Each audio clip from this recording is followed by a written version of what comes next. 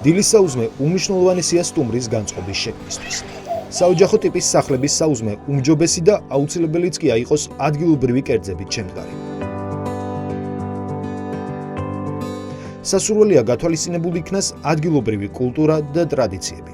საუზმე საოჯახო სასტუმროს სახლის სულს და გულს უნდა წარმოაჩენდეს. მენიუში შეიძლება შედიოდეს ადგილობრივი ყველით დამზადებული ცხელი, ახლად გამომცხვარი ხაჭაპური სტუმრებს დაუვიწყარ შთაბეჭდილებას შეუქმნის.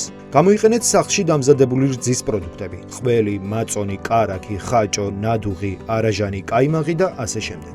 არ დაგავიწყდეთ ადგილობრივი თაფლი და სხვადასხვა ხილის მურაბები, რომლებიც ტკბილ და არომატულ გემოს მატებს საუზმეს. სოფლის ტიპიური პური, რომელიც ღუმელშია გამომცხვარი. იქნება ეს თონის, ფურნეს, ღუმელის თუ სხვა. ახალი წვენი, რომელიც შეიძლება გაკეთდეს სეზონური ხილიდან.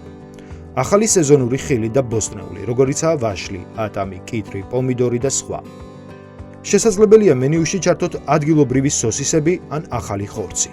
საოჯახო სასტუმრო სახლის კვება შეიძლება იყოს ორი სახის.